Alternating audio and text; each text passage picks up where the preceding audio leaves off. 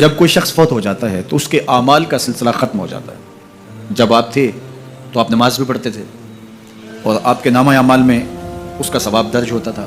اب آپ چلے گئے دنیا سے تو نمازوں کا سلسلہ ختم ہو گیا۔ آپ صدقہ دیتے تھے، اس کا ثواب آپ کو دیا جاتا تھا، اب آپ نہیں دے سکتے۔ آپ تسبیحات کرتے تھے، آپ کسی کی مدد کرتے تھے، آپ لوگوں کو راستہ دکھاتے تھے، راستے میں پڑی ہوئی چیز اٹھا لیتے تھے، کسی پیاسے کو پانی پلا دیتے تھے، کسی بھوکے کو کھانا کھلا دیتے تھے، کسی برہنہ وجود کو لباس دے دیتے تھے، کسی کا بیٹھ کے دکھ سن لیتے تھے، کسی کی مشکل میں کام آ جاتے تھے۔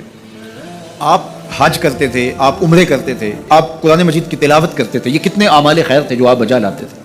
لیکن جب موت آئی تو یہ سب کچھ ختم ہو گیا، الا من ثلاثہ، لیکن 3 اعمال کا ثواب ہے جو اس کے نامہ اعمال میں درج ہوتا رہتا ہے۔ سب سے پہلی چیز صدقہ جاریہ، ایسا صدقہ کہ جو جاری رہے۔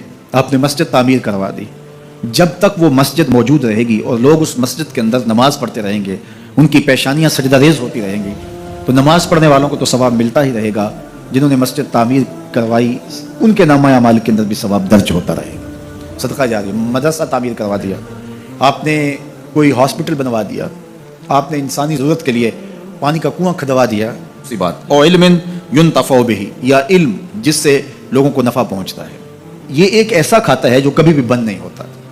آج میں اگر حضور علیہ السلام کے فرامین آپ کے سامنے رکھ رہا ہوں اور آپ اس کو سن رہے ہیں اور اللہ توفیق عمل بھی نصیب فرمائے، تو مجھے بتائیے، مجھے تو اس کا ثواب ہو ہی رہا ہے۔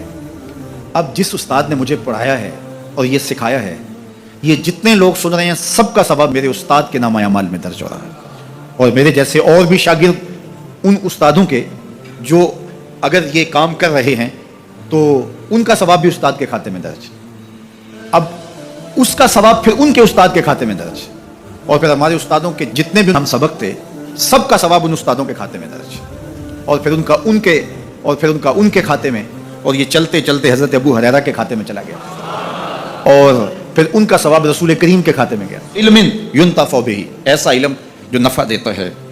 اور ولد صالح يدعو له، تیسری بات صالح اولاد جو ماں باپ کے لیے دعا کرے، اور ماں باپ کے لیے جب دعاؤں کا سلسلہ اولاد کی جانب سے جاری رہتا ہے تو وہ صدقہ جاریہ ہوتا ہے۔ صالح اولاد ماں باپ کے لیے کبھی بھی دعا ترک نہیں کرتی۔